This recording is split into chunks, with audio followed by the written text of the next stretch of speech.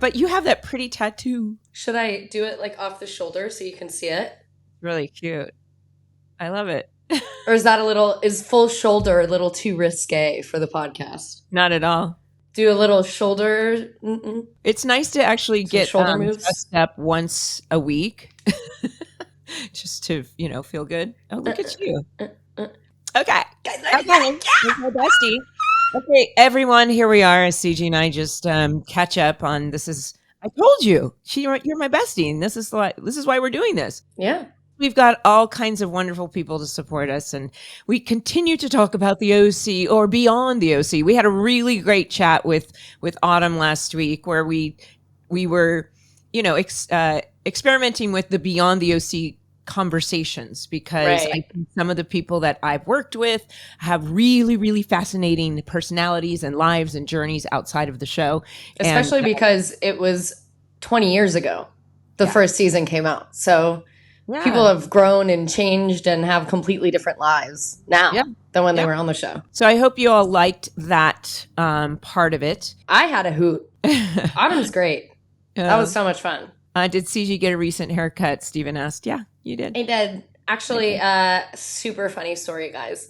You know what? I'll just be so brutally honest, because we've been talking about my weird breakup.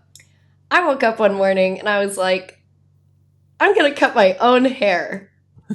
And I meant to cut 2 inches. I ended up cutting off 6 inches. It's like that Seinfeld episode. So then I went and got it professionally fixed. And now I'm okay with it. It's been about... Actually, I think on Sunday, it'll be a month since I've done it. So it's very in. I'm living with it. It's fine. I'm actually going back on Tuesday to get half an inch off. Okay. Just because I feel the length is weird. I don't want it to touch right here. You know what I mean? Yeah. Just needs to be whatever your hair is, it's always beautiful. Let's get into this, because the Blaze of Glory is actually, there's some great moments in this episode. And in the first podcast, we had Cindy Miggins and Troy Zestos. Listening to that made me want to hang out with them. I miss them. I miss Troy so much when he used to dye my hair when I was tiny. Yes, so we've all remained friends. I urge all of you to go back and listen to that episode, because we had a really good time with them, and they're still very good friends. And in fact, I texted with a few people. I texted with Cindy yesterday. She got married last year, and I didn't even know, because she eloped. Anyway, so we're hoping that I'm thinking she's going to come on one of our Zooms over on Patreon soon, so you guys can talk about hair and makeup and all that. Okay, yeah, we've just been gabbing. So today's episode, number 40 on the countdown, is Blaze of Glory. I almost wanted to say Blades, like Rachel did on your last podcast, like the Will Ferrell ice skating movie. Blaze of Glory, season 2, episode 16. Oh, after the Bon Jovi song, Blaze of Glory. Oh, it is? Going down in the blaze of glory, take me down. That's enough. Okay. Thank you. So this isn't karaoke, Mom. Directed by Robert Duncan McNeil and written by Josh Schwartz. You called him Josh Schwartz. Josh Schwartz and Mike Kelly. Yeah.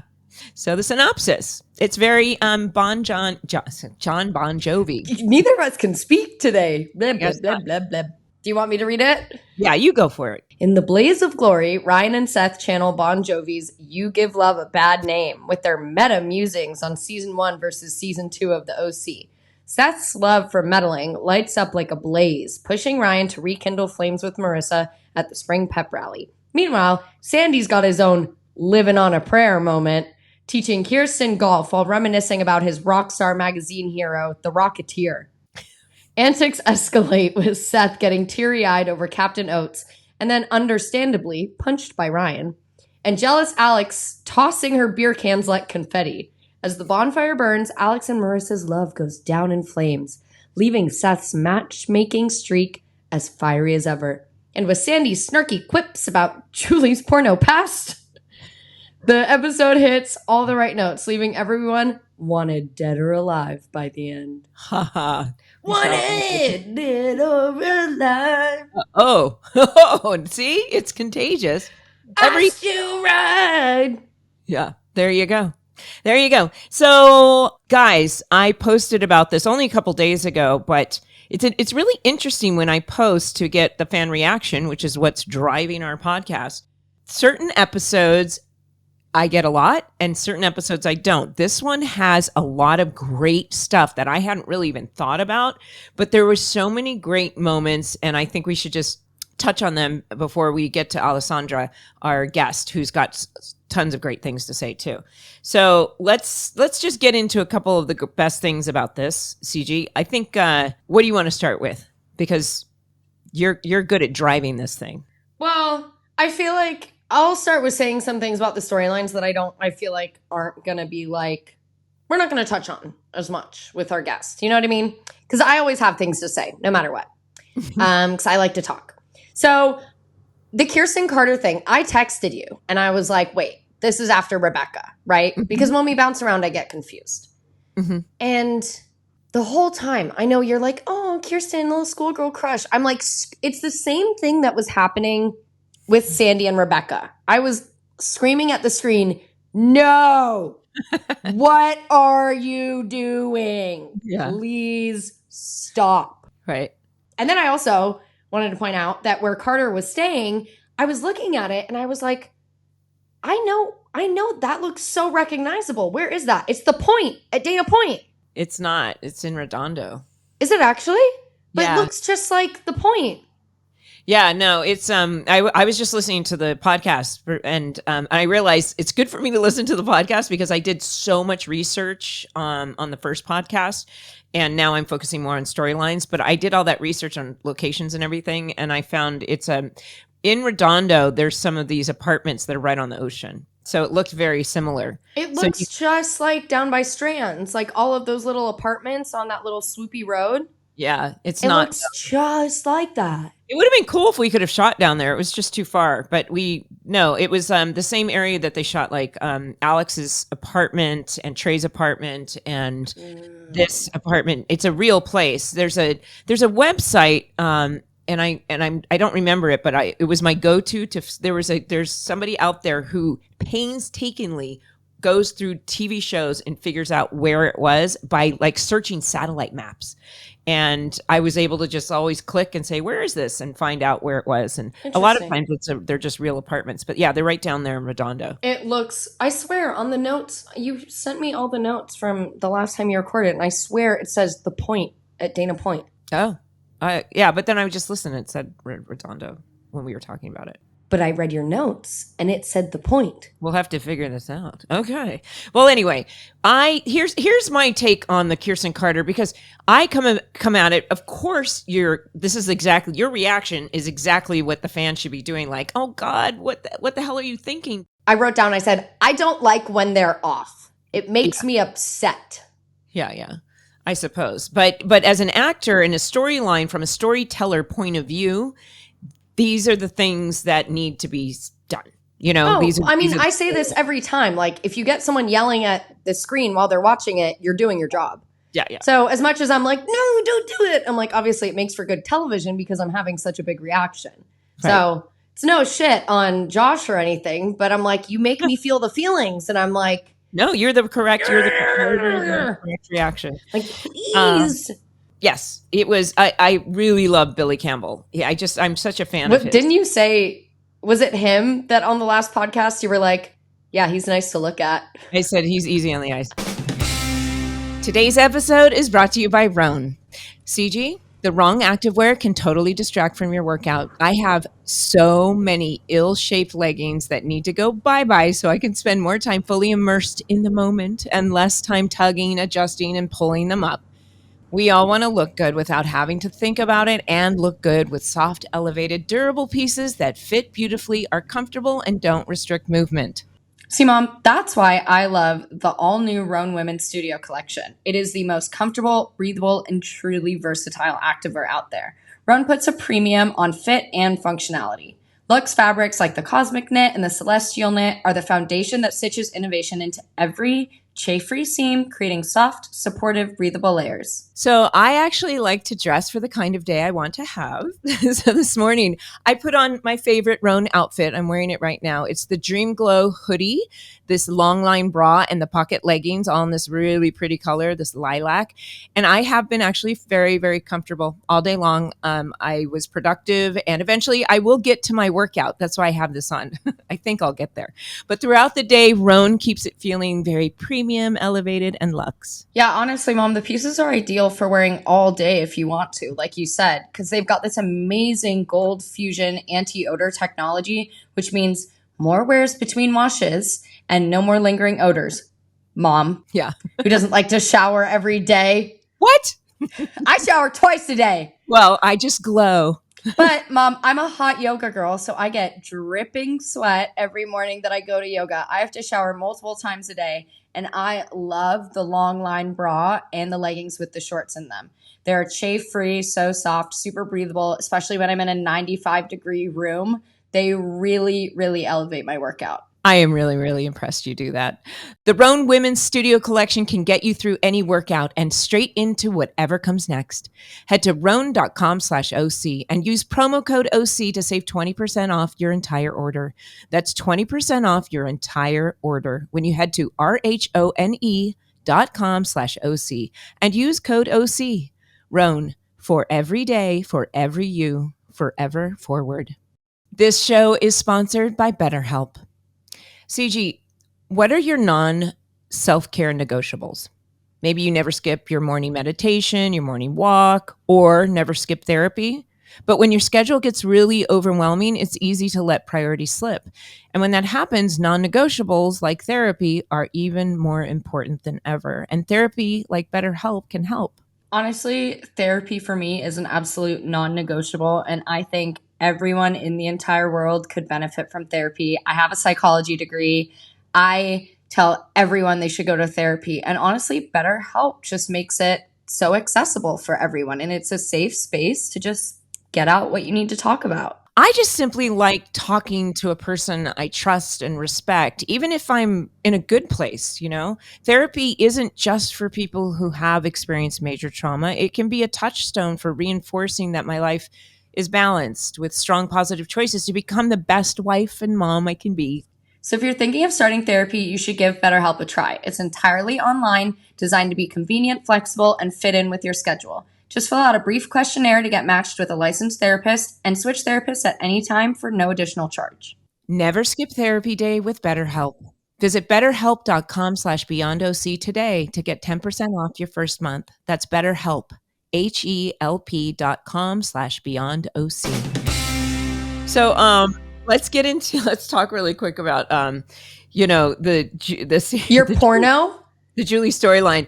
Did you The hear, Melinda Clark porno? Did you listen to the last podcast? I did. Oh, did you hear where we were kind of talking about it and giggling about Julie coming in and how she just and I said to Cindy, "Do you remember how uncomfortable I was to actually shoot the porno scenes, that had to be used on the tape?" And she was laughing, and then I think Rachel said something about, "Hey, CG, look what I did." She said, "Hey, CG, look, your mom's in a porno." Oh God. And what's interesting is I'll say this again. I remember feeling kind of cringy about the whole storyline, but then I remember reading, and I think Entertainment Weekly saying that this is one of the best storylines that's come out of or it was like the storyline of the week. So you were fine? You were excited and amped up for the storyline of making out with your daughter's ex-boyfriend, but a porno's crossing the line. Yeah. You weren't excited for that one. Yeah. So where's the line, Mom? I don't know. But it's Where's funny. the line? Well, I don't know. You just never know what's going to make you feel like, oh, great, I get to go do this. And there was something kind of odd about the storyline was fine. It was just actually shooting the scenes with a stranger going, and it's called the porn identity because the porn identity. Yeah.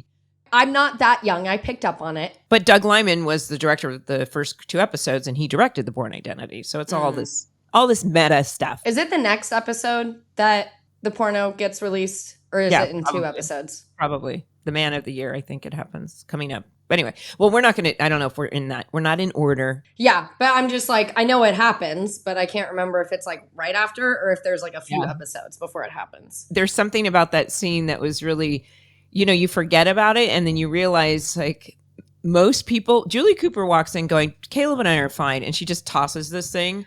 Not with like, God, look, she's not cringy at all.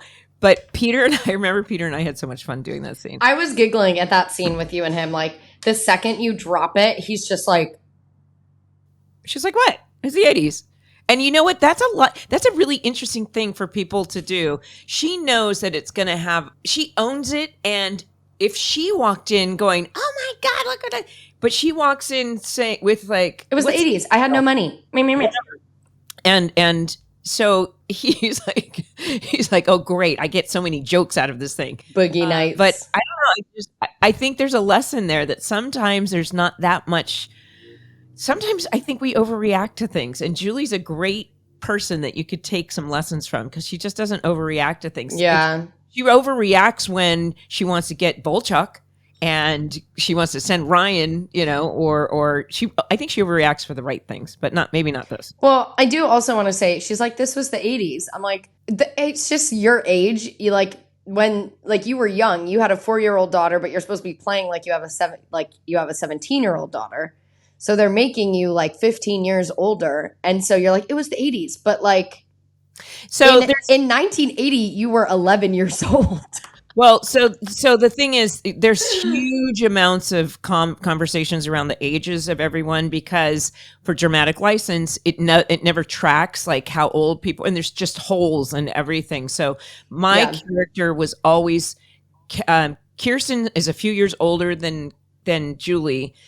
And Julie was always a couple years younger. So she would have had to been like just turning 18 when she did this thing, and then had Marissa very shortly after in the same year kind of thing. That's kind of if it really bugs you, that's the way you would have to think about it. It doesn't bug me. I know we've talked about like. I'm talking to the audience out there. If it bothers you. Oh. I was saying, I just know, like, in the past, like you said, in the first couple episodes, the first season, they were trying to dress you up and make you look older. Yeah. And I was like, I just thought it was funny that it was like, oh, it's the 80s. But in 1980, you were 11 years old. So. Technically, I was too young to be playing the role. You were. Yeah. That's my point of pointing this out. Yes. It's just funny. Oh, there's a couple comments about this. That brown kid, 19, on Reddit wrote, Julie Cooper laughing my ass off. This is where the show decides to flirt with the soap opera or telenovela territory. Affair with her daughter's ex, long forgotten sex tape. What's next? Long lost evil, a twin. It's hilarious. And then somebody else wrote on this note, maybe it's the same person. I'm sorry. Oh, it is the same person. I'm not sure what the show means to say about her sex tape plot, though. Is it revenge porn or not? Sandy says she signed over the rights, but also that her boyfriend, porn producer at the time, said no one will ever see it because they made jokes about it, which is wildly out of line. Will you ever stop disappointing the women of the OC? Looking at you, Sandy. What? If it's revenge porn, which seems to be the case, Julie tragically does the fake shooting thing, also telenovela, but then the show tries to wave it off. Anyway, this is like people getting really uptight about all these storylines. It really is a telenovela territory, I guess. And I think that was the part where they were starting to, like, Desperate Housewives was just starting. And sometimes it was kind of almost a comedic relief, I guess. Otherwise, I guess the adult storylines could have been, were at least in this season, were way more crazy. You can get away with a lot more stuff with adults than portraying kids in some of these storylines. Oh, yeah, for sure. Anyway. But someone, Putch-a-gram on Instagram said Julie's little look away and cough after Sandy's reaction. I just thought that whole initial scene with you and Sandy was so funny. Yeah, that's so fun. So let's get into what else should we talk about that before we get on with our fan, with Alessandra. I mean, honestly, we could just bring her on because I think the big bulk of this episode is the Seth, Marissa, and Ryan, like Seth meddling in them, and then Alex, Marissa, and Ryan. Right. I think that's like the bulk of this episode. Let's bring her on. Let's bring her on. Get her on here. In the meantime, though, a couple other things that I really thought it was interesting. Just speaking, if we're going to stay on lines with Julie and Marissa, that other scene with Julie and Marissa where she comes to the door, I'm not and vaccinated. yeah, and which is always so funny because we're, now it means something much more. And I always remember, you can always remember when you're an actor and you're sick, and I'd had like a sinus infection, or I was very sick, or had a cold or something, and I completely lost my voice. And by the time I did that scene, I was just getting over it. And could you hear that I was like a little bit raspy? No, because Troy said on the last podcast it made you sound more emotional. So I couldn't tell you had a cold. I was like, it sounds like you're like pleading with her, like you're sad. What I did, because you can hear it if you're kind of down low, what I noticed, I brought my voice up here because if you have a cold, it kind of sounded a little bit, Marissa, please. Anyway, but I did think it was interesting when Julie figures out from Sandy, sometimes it's the messenger about trying to get Marissa home. And she goes to Ryan. I said, I really like scenes with Julie and Ryan. Especially, I mean, I know season 4 is way out there, but like, I like the Julie and Ryan thing because it's like, oh, she hated Ryan, but now she's going to Ryan for help. And this whole, I don't know, I think they're just funny together. And he's not afraid to like give her shit. He's like, yeah, I'm actually in the middle of a big brooding session, so get out. Right. So I think they're funny together. Yeah. I also want to say, you're on the phone with Marissa, and this is like in another part in the episode. You're on the phone with Marissa, and she hangs up on you, and you're like, ugh, she's such a little me. But then in season 3, you say, Marissa is Jimmy and Caitlin is me. So Is Marissa you or is Marissa Jimmy? No, just that in that moment. Yeah. Oh, Steven says the Bourne Identity. No, it's not a title in the 80s. This is another thing. He said the Bourne Identity is the Matt Damon films. But, so obviously that wouldn't have existed in the 80s. So that's them taking license. Yes, you pointed that out, Stephen. We have our Patreoners in the audience, just for anybody not quite understanding who I'm talking about. Stephen asked while we were doing this, Melinda, you were in 80s attire. Did you pose with your eyes closed for the VHS cover, or was that a still frame of you blinking?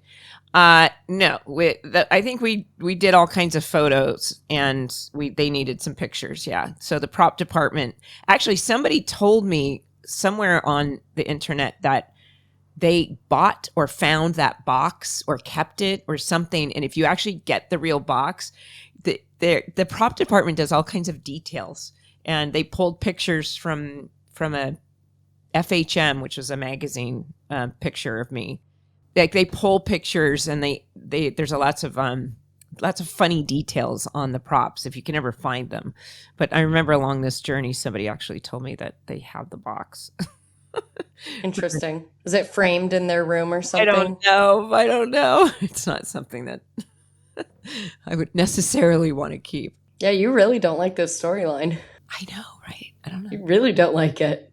You've never been this negative about any of your storylines before. I'm not saying it was received really well. Yeah, but you didn't like doing it. Sense memory of actually doing it was, it stays with you. Sometimes you don't separate how you feel about storylines. Right. Kind of interesting, I guess. So here, welcome, Alessandra Fabiani. Thank you for being here. We had a nice exchange. If anybody ever wonders how we end up choosing our guests, it's if your presence is on my Instagram and you're, is that what I did? Did I reach out to you? I think you wrote some. I wrote an email to you, and then I proceeded to write like a dissertation on the OC. I was like, maybe that was a little too much, but I've always loved the show, and it really was a joy to just write about it. So I was like, all right, maybe she'll be interested. No, it wasn't too much. You're here now. So it obviously was perfect. Thank you. So, you're quite young. How old were you when you actually discovered the show? How did you see it? Oh my God. So I was actually, I want to say like 13, and a friend who was older had been watching the show. And I actually started watching it on television during the 4th season, but I ended up buying all of the DVDs and caught up and watched the 1st and 2nd and 3rd seasons. And yeah, I fell in love with it. And I had seen clips of it before, so I wasn't like, I was in the know for what the show was about. But yeah, and now I've probably seen the entire show. Oh my gosh, I don't even know how many times. Really? Like maybe not 100, but close. But a lot. Close It's your comfort show. Absolutely. See, now it used to be before we could do things on demand when I was younger, when I was probably your age in my 20s and such. It was usually like a Sunday afternoon. You could see your favorite movie would come on. And for me, it was always Days of Thunder. For some reason, I always loved watching Days of Thunder. I know. I love that movie. I love Tom Cruise. Weird. And it's so weird. It was just like, anyway. But now, like on a rainy Sunday day, do you just break out the DVDs and when you're feeling like I need something that makes me laugh? Mom, people don't use DVD players anymore. Well, no, they do. You buy the set. Yeah, but it's now on HBO. Why would anyone break out their DVD player to play the DVDs anymore? Well, yeah. Okay, so Alessandra, do you have the DVD set? I have so it's funny. I don't know where the DVDs are. I watched like on HBO Max. Yeah. Okay. Yeah. So CG is right about that. But yeah, no, the DVDs got a lot of use. Like I used them for years. But we're fortunate. Yeah, shows are streaming everywhere now, so we can just watch whenever we want. Pre-streaming services, it wasn't as easy to watch the things you wanted to watch. I remember me and my mom and my stepdad would argue about the things that were being recorded on the DVR and like, that's taking too much space. You need to stop recording this. I'm like, but I need to watch Pretty Little Liars. And like, my gosh. Oh, don't even get me started on Pretty Little Liars. But that was like, I need to know what's going to happen. And who is A? Mom would record movies. Adam would I was just like, we would always be like, there's too much stuff here. That's so funny. That's so funny. I mean, after you watch it, you should definitely, delete it. But anyway. Yeah, Mom, you were the one who wouldn't delete things. I'm sure. Now you're saying that. Me and Adam were like, delete the movies you recorded. And you didn't delete them. I'm a clutter bug. Yeah, you were the one. You're now saying, oh, you should delete them. But Mom, 10 years ago, you wouldn't delete them. I know. Gosh. I mean, I still have a lot of clutter to get rid of. So with summer in the rear view mirror and busier days ahead, now's the perfect time to save time and money when it comes to your dinner routine. Skip the meal planning and grocery store lines and cut down on food waste with HelloFresh's convenient doorstep delivery and pre-measured ingredients. You can also easily customize your meals with protein or veggie swaps. And don't forget to check out HelloFresh Market for more delicious add-on items to jazz up your weekly deliveries. CG, you're actually a really good cook now, but you had to learn. You had to start somewhere. Do you remember that I sent you HelloFresh when you were in college? Did it help you learn to cook at all? Yes, it was honestly such a great way to teach me how to cook. When I was in college, I only knew how to make a couple of things, and it was rough. Like with dorms and everything like that, HelloFresh made it so easy to just make pre-portioned meals that were actually nutritious and not just chips and salsa for dinner. Mm-hmm. The other night, I made me and my grandma the golden chicken schnitzel with crispy potatoes and roasted veggie kale salad with steak. Yeah, I actually like the 20-minute meals, the really quick ones, the mushu pork bowls with cabbage and scallions and the rice. I really love that one. I've had that one. The mushu pork is an AA+.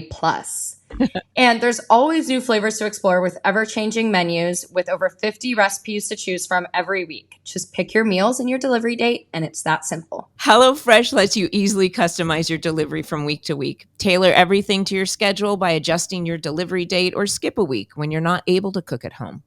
For free breakfast for life, go to HelloFresh.com/BeyondKids.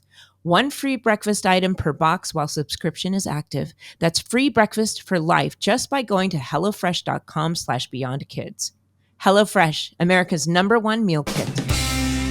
Oh man. So let's eat. So what CG and I do on the podcast, we tend to actually go through the whole episode, then bring the guest on. But I wanted you on we only talked about Julie and the porno and Sandy really. And oh my gosh. But we talked about, the adult stuff to like get it out of the way. But we said like the bulk is like Seth meddling and then Alex, Marissa, Ryan. So we wanted to do the gist of it with you.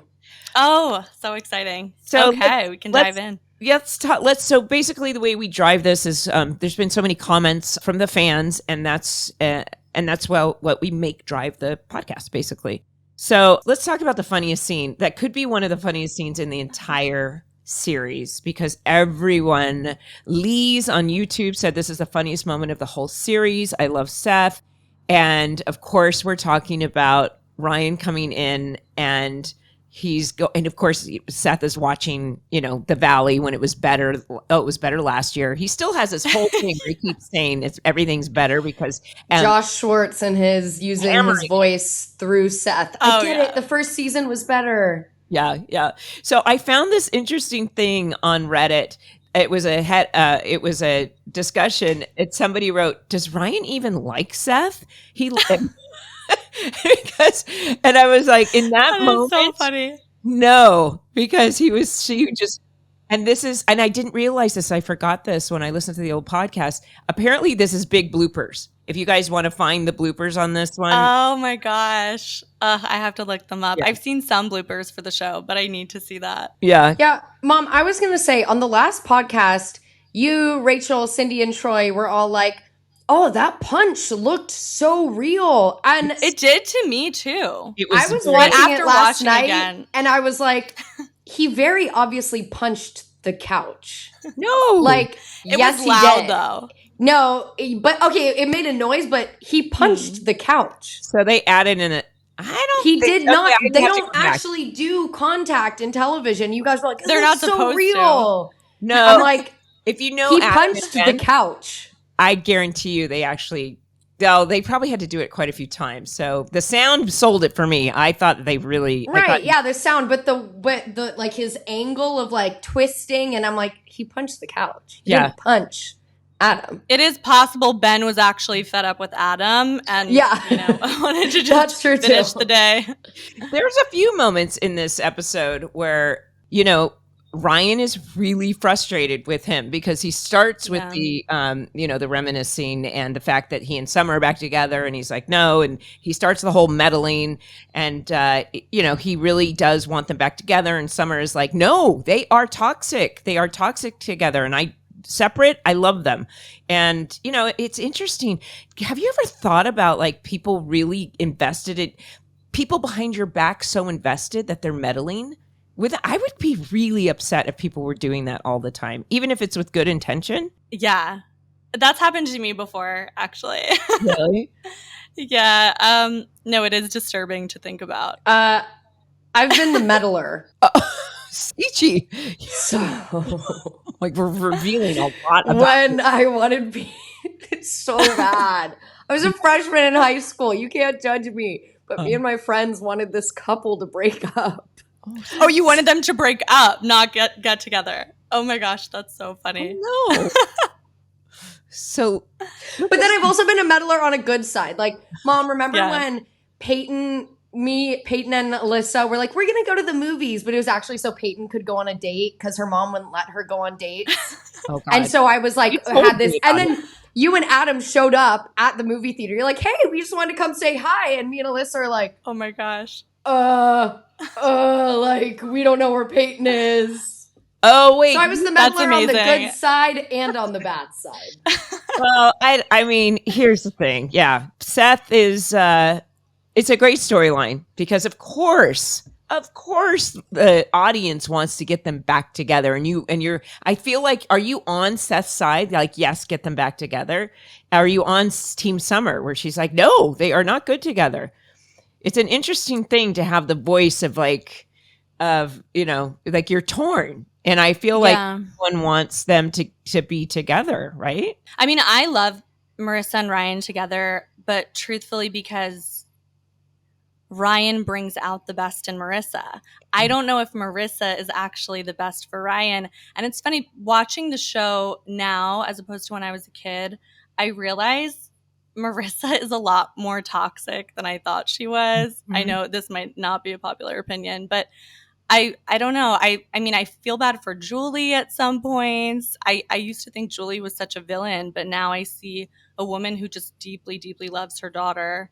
Yeah. And I feel like Ryan, he's just trying to to start a new life, and every time Marissa comes into the picture, his life gets derailed. So it's hard to look at that and like root for that, even though they have such a strong connection. But I don't know. I mean, honestly, I'm on Seth's side and Summer's side. I can see both sides of it. So I can't, I guess, like, at my core, I want Ryan and Marissa to be together when I watch them. But I totally agree with you, like, watching it as an adult now. Obviously, as the viewer, you're like, oh, I really want them to be together. But I was thinking about all the episodes we've been watching, and, like, Marissa puts him through so much stuff. Like, oh my Tijuana overdosing, Oliver, Johnny, like, it's too many to count on my hands. Like, so watching it now, I'm like, she really was. And then I felt bad for Julie in this episode, that she's just like begging her daughter to come home. No, I'm just thinking that Marissa is everyone she meets falls in love with her, but the one person she wants to be with.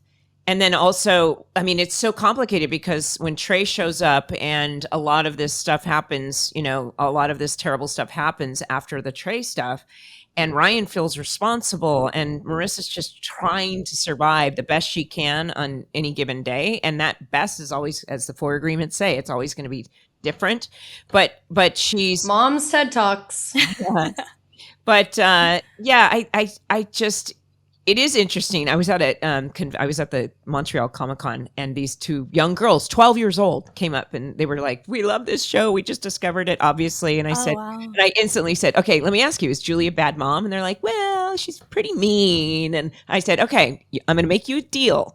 When you're 32 and you have your first baby, I want you to rewatch it and let me know, get in touch with me and let me know if you still have the same opinion. Yes, her delivery is a little bit, you know, on the harsher side, but you're so right. Like, she doesn't care if anybody finds about the porno. She's worried about Marissa disowning her. Right. I mean, and so you find these little moments as the series goes on. I will say though, Julie, like, she's a good mother, but in the first 2 seasons, she's not a good person.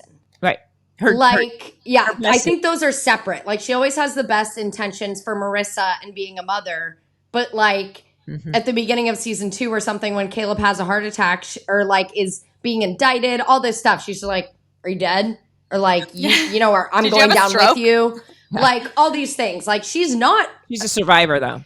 The first 2 seasons, she's not a good person, but she's a good mother. And I think those have to be separate because like, you're just awful. Like, there are some moments where I'm like, Julie's a bitch. Yeah. That's why the delivery, the intention behind it might be honestly, that's actually a good thing. When somebody's doing something and it feels very negative, it's sometimes a good plan to actually say, well, what's the positive intention behind this? Because most people do have a positive intention. So I'm going to get back to Stepharine on Reddit said, "Does anyone else hate," because it's what we were talking about, "that Seth kept pushing for Marissa and Ryan to get back together, especially considering that he kind of didn't care that by doing that he was screwing over Alex in the process, and Summer, in a sense, was the only one who got it right by saying Ryan and Marissa are better apart." So that's something that we're talking about here. Like, yes, it was a little bit, I guess that's a great point of view, but then we're all talking about how it's great because the audience does want them back together because it's season 2 and everything was better last year, but they keep this theme of the way we were. Was it really better last year? And it's it's not necessarily. Everyone's, you know, gun shy, so to speak, and the gun hasn't even been seen yet. I was gonna say, actually, CG's talked about this before, but I do think Seth is very, very selfish. Definitely has narcissistic tendencies. It's funny because I loved him when I was younger and I was watching the show, but now, I mean, he's overstepping. Ryan's relationship with Marissa really is none of his business, honestly. I mean, it's between the 2 of them. So, I think he's definitely overstepped quite a bit throughout this episode. Right. Yeah, someone else on Reddit, Have Jubilation, said, "I was about to judge him for screwing Alex over, but while I'm not saying it's okay, I've definitely had times where I was shipping my friends with other people other than the ones they were dating. Seth shouldn't have gotten involved at all, but I sort of get the impulse. I also think Seth doesn't get as much credit for being a fairly perceptive character. And I think that, like Julie, he sensed that Marissa wasn't really over Ryan. Still shouldn't have gotten involved, though. Yeah. I agree. Seth always has his own selfish agendas. Like I think he did see that, but they both still had like little feelings for each other and thought they like needed a nudge. But it's all based on this selfish agenda of like, last year was so much better. I want us to be the 4 again. Like our best friends dating best friends. And like his intention, I don't think is like pure, which shows his selfishness. Yeah, absolutely. Don't you think human beings, like teenagers especially, like we all create these fantasies in our minds and then go about trying to make it happen, and ultimately it's not knowing the consequences, because as you're watching the show, you're seeing that he knows, and he's right. He knows that there's getting them together to work on this Trojan horse, whatever, bonfire thing will make them closer. Not even thinking about Alex's feelings. And you're right. So the motivation is really very, very self-centered and I think that's kind of the lesson of just growing up. You have these, you make choices as a person, and then you see what the ripple effect is of these choices. But see, throughout this episode, he doesn't even like consider Alex once. He doesn't see the ripple effect until at all. Shows up. When she goes to his room. Yeah. But then he's still like, when Summer comes over, he's like, like he's still not really taking accountability for it. He's like, I didn't mean to, but they're gonna get back together, yay. So let's get into the Alex part of it, because when she comes over, and I realized, wait, pause before we do. I have one more thing to say about Seth's meddling. Adam was so funny in this episode. That one scene where it's like the first opening scene and he's going like hee hee hee and like doing the little finger taps, and Rachel goes, you're really creeping me out right now, and starts walking away, and he goes, I'm okay with that, and he's still doing like his little like finger taps. He's like an evil comic book character. Yeah, absolutely. So funny. And then his little conversation with Captain Oats when Ryan wants to borrow Captain Oats. We didn't touch on that, and I think that is very necessary, where he's like, Oats, if he touches you in any uncomfortable places, just neigh as loud as you can. I'm like, I know this was all improv, and I just think Brody's improv in this episode was so funny. That is true. In my mind, somebody specifically said, this is the funniest moment. Do you think this was an improv? And in my mind, I was like, no, it was meant to be. And then I figured it was written, but now I think about it, I'm sure he was getting into it and improving. And like I said, you guys can find the bloopers, and I should post these on the YouTube channel. Yeah, I want to watch them. I love watching bloopers. They're on YouTube. Somebody found them and posted them. No, he definitely, when Adam was on, and that's why I say that you can read in the oral history book that he started doing that, because it takes like, some guts and bravery to be like, I'm going to take this character and do things and play with it. And as Adam has said, he planned things. The best improvers don't just do it. They come up with like 6 different things to show up on set to do, and knowing full well that they can keep it or take or edit it out. So I think that's what they did on this. I didn't realize, they probably improv. Yeah, I think he was doing a lot of improv in this one. So I just want to talk and say that, of course, Olivia Wilde, at 19 years old, she was already married at this point in her life. Oh, right. And, you said that before. Yeah. And she just shows, I realize there's so many things. Every time she's in a scene, it elevates the scene. And the character was so good. This was her last episode. And it did feel a bit rushed, but I think some people talk about how it kind of went quickly. The storyline wrapped up quickly, but I think it keeps in the theme that every single person that falls in love with Marissa falls hard. Mm-hmm. There's every single person becomes obsessed with her. She's that girl. So when Alex finds out that they actually slept together in the tent when Seth lets that go, this scene between Olivia and Ben, first of all, great acting.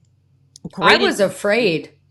And I was a little nervous. Yeah. It was uncomfortable. It was weird. I was like, oh, she's really going at him. Like, So Yeah. Lantana 3012 on Reddit said Alex shoved Ryan pretty hard. I've seen posts on here criticizing Summer hitting Seth, and I totally agree. Think women slapping guys, while once acceptable in movies and TVs, is now embarrassing and uncomfortable to watch. However, Ryan could have at least blocked Alex when he said walk away. I wonder if it meant he was tempted to hit her. you guys I was talked wondering about that this. too. Yeah. You guys, Troy had a very good explanation. Like, when you guys talked about it on the last podcast, I don't think Ryan would ever hit a girl or a woman. Like, yeah, he gets in fights with all these guys all the time, but he's very like chivalrous and cares about women. Like, I don't think Ryan would ever hit her. So when he said walk away, I think he was saying like, walk away before you do something you regret. Mm-hmm. And he was going to leave he was going to walk away if she didn't, but he was kind of being like, take a step back. Don't do anything you're going to regret. Right. That's how I took it. But she comes in with this masculine energy, and the response to that thing that I just read was from Woodland Faye.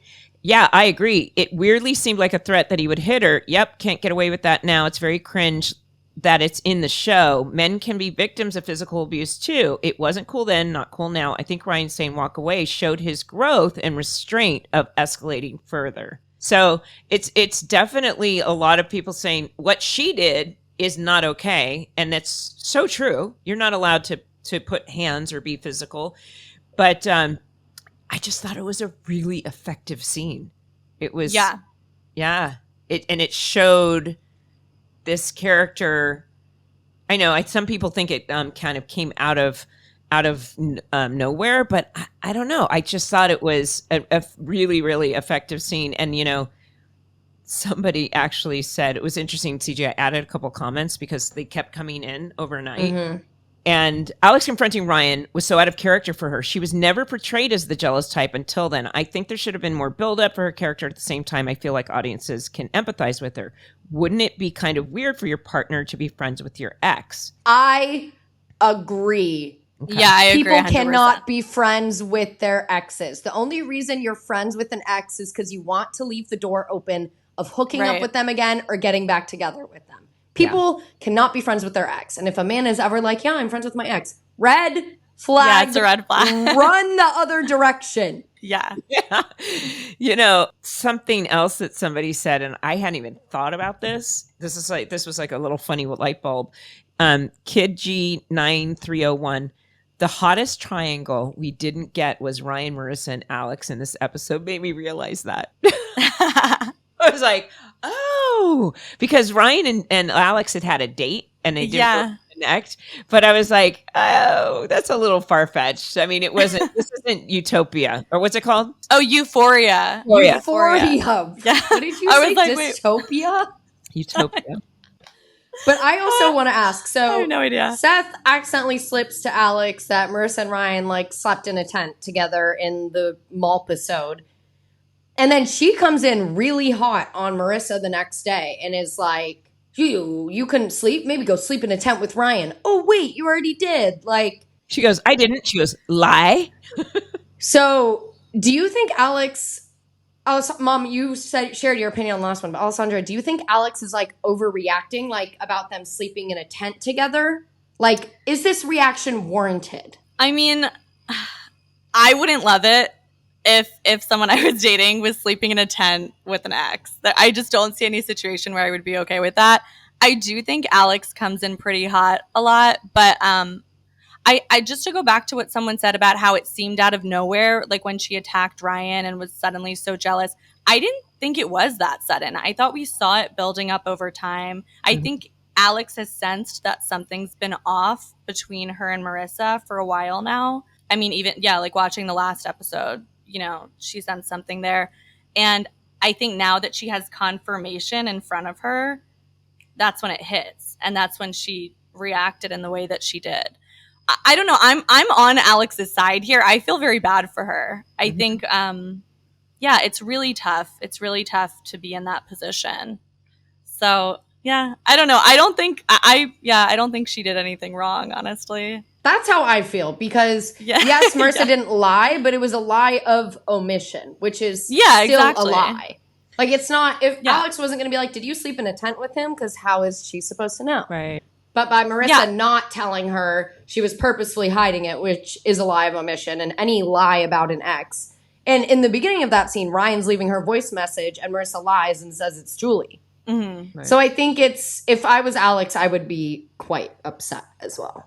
Right. And then Ryan actually backs down, but that's when Julie comes in and says, please help me. And then he shows up, and obviously down at the bonfire, Alex shows up with 2 ex-cons, which is kind of funny. But then we have this really touching scene that was super vulnerable for both girls, both Alex and Marissa. And you just see, I think this is the part that gets wrapped up really quick, where she says, okay, it looks like fun. Something about being with Marissa made her want to maybe go home, go back to school. And basically we understand that the reason she was jealous, the reason she was angry is because she has real feelings for Marissa, and more than just, an attraction. And she can tell that she's still in love with Ryan. And she, who wouldn't react that way? I like you. Why don't you? And it's kind of this inner thing, like, why don't you like me like that? When you really like somebody. And so it was a touching scene. And I realized in that moment that I keep saying this and nobody's confirmed it. I heard on set that they wanted to keep Olivia Wilde around. I wish they did keep her longer. I think there could have been a lot done with that, even if her and Marissa did break up. Yeah. And she had other plans. She was like, no, I need to move on to something else. Yeah. You said she went on to a big producing career and to date Harry Styles. That's what she left the OC for. Right. Yeah. Big career. And one of the other things that I thought was interesting. Okay. So Alex with Ryan, and this is from Banshee Blood on Reddit. Alex with Ryan and Marissa, this is the one that really inspired this post. Alex gets super jealous about Ryan and Marissa to the point she brings the gang of dudes to beat him up. Then Alex and Marissa exchange some words, and suddenly Alex just accepts the relationship is over. And within seconds, Alex and Ryan are cool and apologizing together. A breakup wouldn't just go from extreme jealousy / ready to fight to just, okay, lol, I guess I don't fit into your life. We're cool. I don't think there was anything not cool about it. I think this person was trying to point out that sometimes these things are wrapped up almost too maturely. And I don't know. I think young people can surprise you. We're looking at it. This is the end of the episode. This is the end of the story. Mm-hmm. So I think this is where Alex is at now. It might be tomorrow she can't get out of bed and is super depressed. I mean, that's probably what's going to happen. She can't get out of bed, is super depressed. Morning, Marissa. But yeah, I actually found it interesting that Marissa, I mean, I knew that she had feelings for Ryan the whole time, but Marissa seemed too okay after they had their little conversation. Mm-hmm. I don't know, because I feel like I've been in situations like that, and I felt very guilty afterwards, like deeply, deeply guilty for having feelings for someone else. Mm-hmm. So, yeah, I don't know. I mean, I understand what they're saying, but, this is just a moment that we're witnessing. It's possible, the next day both girls feel miserable.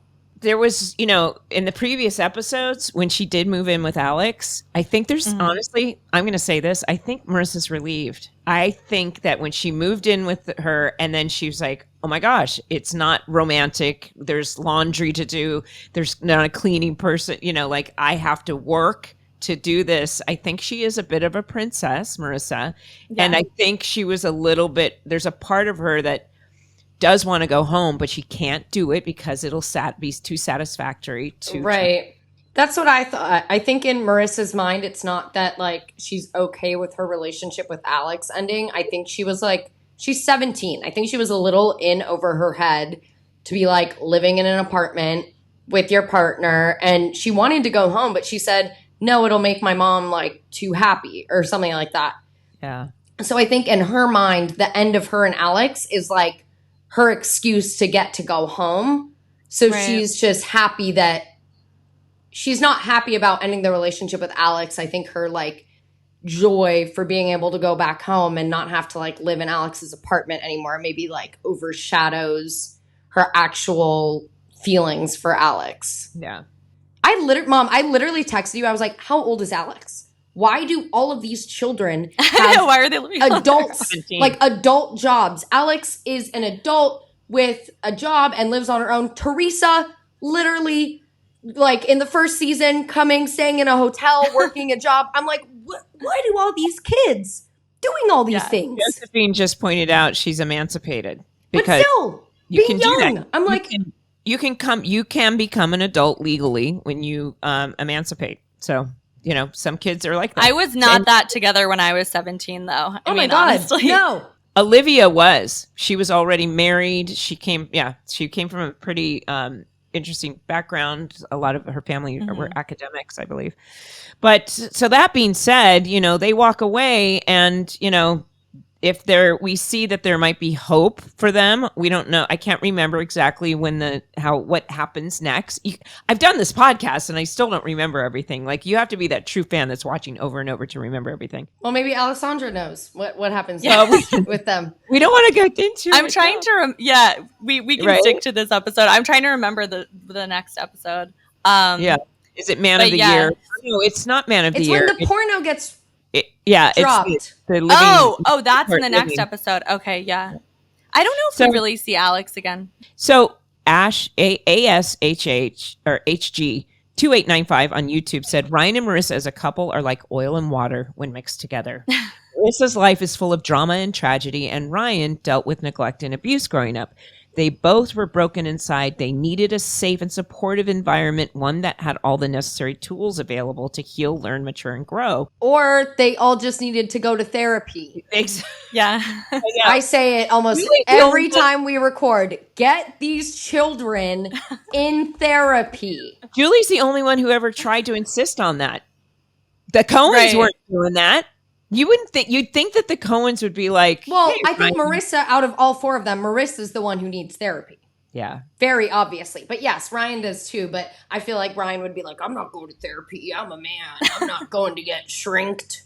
Yeah. Like they made Julie look evil though for wanting Marissa to go to therapy, which I think now when I watch that, I'm like, wait, she just wants the best for her daughter. Yeah. Marissa needs therapy. It's clear. So yeah, I that was something else I noticed too. I'm like, Julie is not as much of a villain as she seems. I think in the early 2000s, it was really taboo to talk about like mental illness and go to therapy and like medications and all this stuff. And now, 20 years later, it's like, oh, I go to therapy. Like, I love my therapist. Like, we chat. Yeah. I'm like, I have this and this, and it's just I feel like in the early 2000s, when people were watching it, they're like, oh, Julie thinks there's something wrong with Marissa. She needs to go to therapy. Like, but now it's like, no, she just needs someone to talk to about the things going on. And Josephine made the point. It's because she went behind Jimmy's back. But of course, she was like, they were divorcing, and she was like, I'm the mother. I do what I do. What I say goes.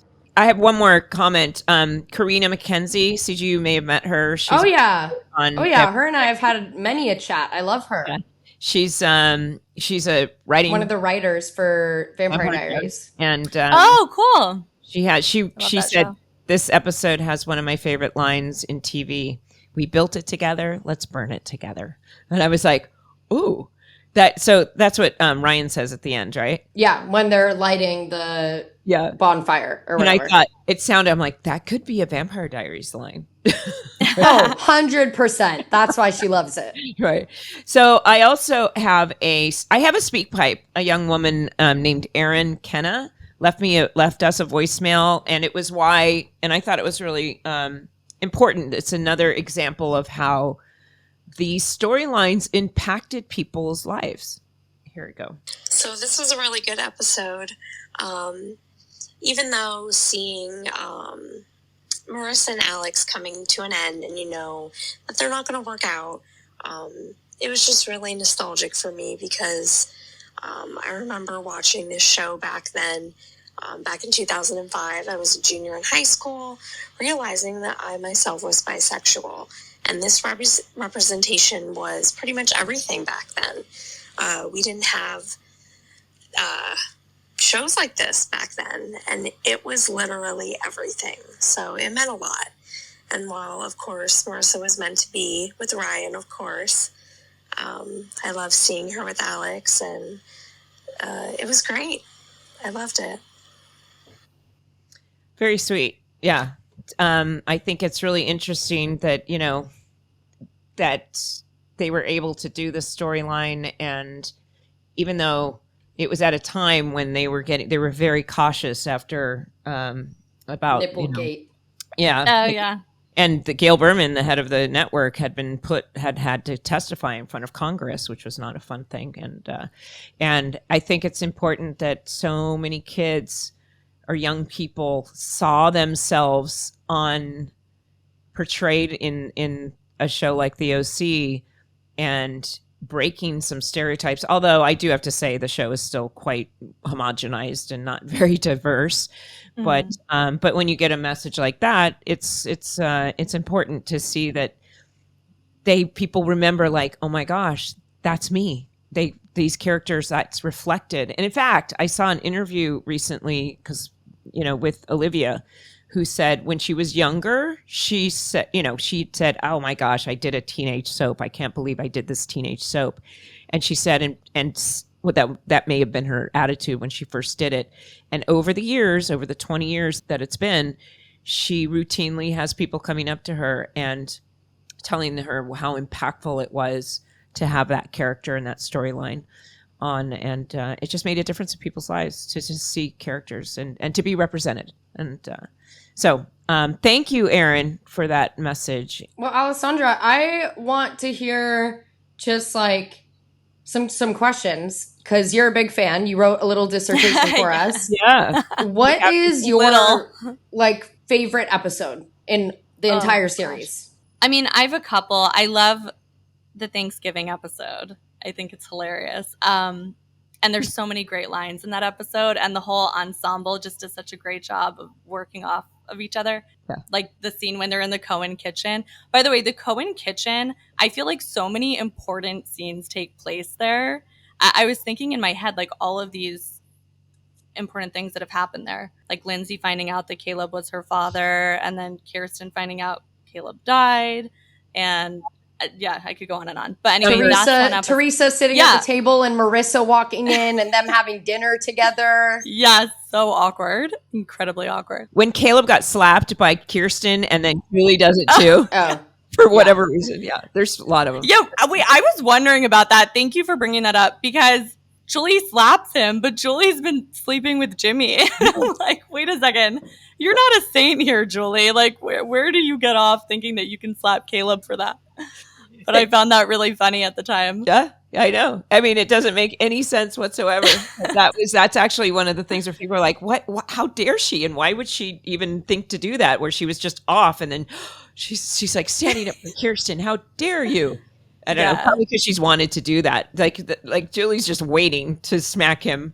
Yeah. Yeah. Oh my gosh, that's so true. But the Thanksgiving episode, and then I love the New Year's episode as well, because of that iconic New Year's kiss with Finley Quay dice playing in the background. It's the countdown. Beautifully shot. Yeah. Yes, the countdown. It's funny. I kind of looked ahead, but I'm not sure what is number one in this list, and I wouldn't be surprised if the countdown or that episode is number one for some reason.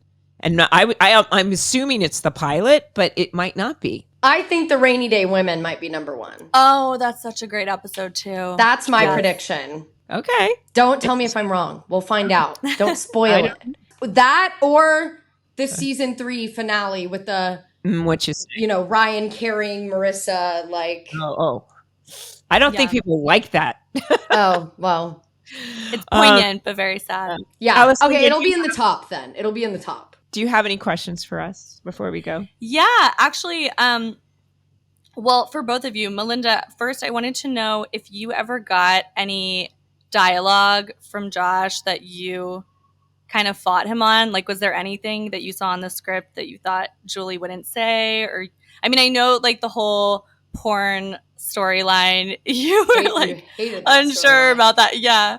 But did you ever see anything written that you just you didn't feel like you connected with? And did you bring it up with Josh at all? Yeah, no, I think I've kind of explained to people, my father was on a soap opera for almost 40 years, and I routinely saw him complain about the dialogue, but I was always like, my job is to literally just say the dialogue the way it is. But I never know. I mean, I've definitely had moments where I thought things like on the show Nikita I did, it was there were tons of times the exposition was just overwritten and it felt so unnecessary. And when I was working with Xander Berkeley on that, he routinely would rewrite, and sometimes it would be better. But on the OC, no. Julie had. So you're saying you were a little kiss ass on the OC? Yeah. Didn't want to ruffle any but feathers. The writing was so good. Yeah. No, for Julie, it was fine. It was. I mean, there were times I don't know if I was as a part of the conversations, especially in season 3, when people were all complaining about the storylines. I don't think I was really much a part of that, but I also would listen to my fellow actors and say, "Oh, I can see where you would think that." It's not that because people were very unhappy with storylines or lack of storylines for the adults, or, but I never had a problem with it. I think there's just something that when you do a soap opera, and I did a soap opera when I was 19. To believe is brave, and I always thought that the dialogue for Julie was like great. I don't know. I mean, I always had good stuff to do. So no. Oh yeah, absolutely. Yeah. Okay, interesting. And then CG, I wanted to know for you, watching the show now. Did you say you watched the show years ago and then started watching it again? Okay. I watched it when I was 18 for the first time, and then I only started rewatching it for this podcast.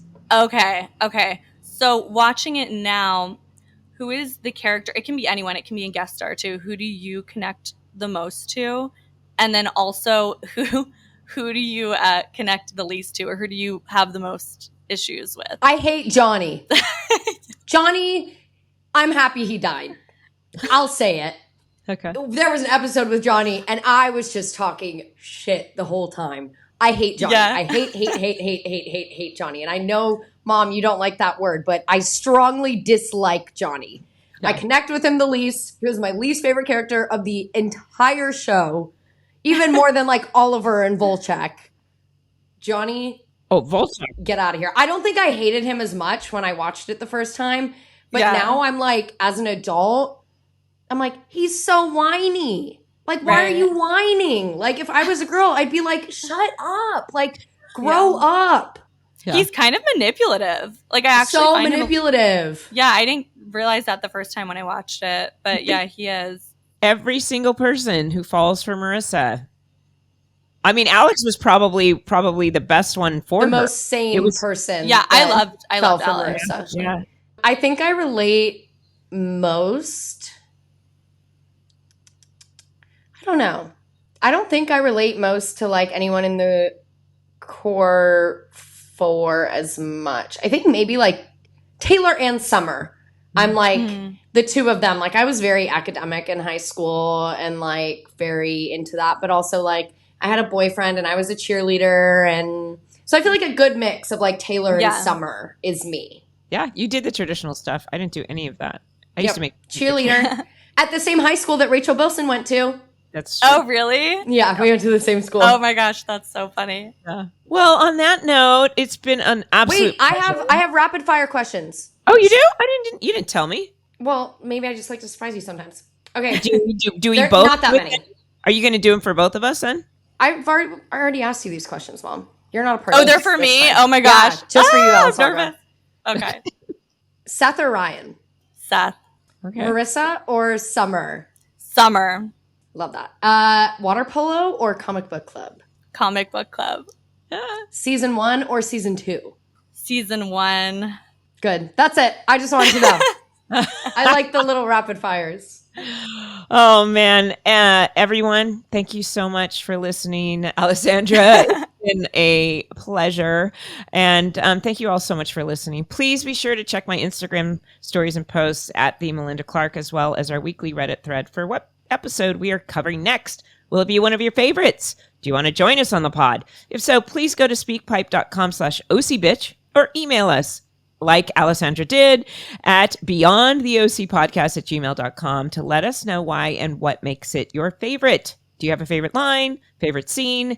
We might play your voicemail on the show like we did today with Aaron, and or ask you to come on live and discuss. If you'd like to watch the podcast, check it out on Beyond the OC YouTube channel. You can leave comments there too. And if you want to be a part of the conversation, you can join our Patreon where you get episodes early and ad-free, and you can be a part of the audience when we're recording. We have so many of our great Patreoners here right now leaving us little comments as we record.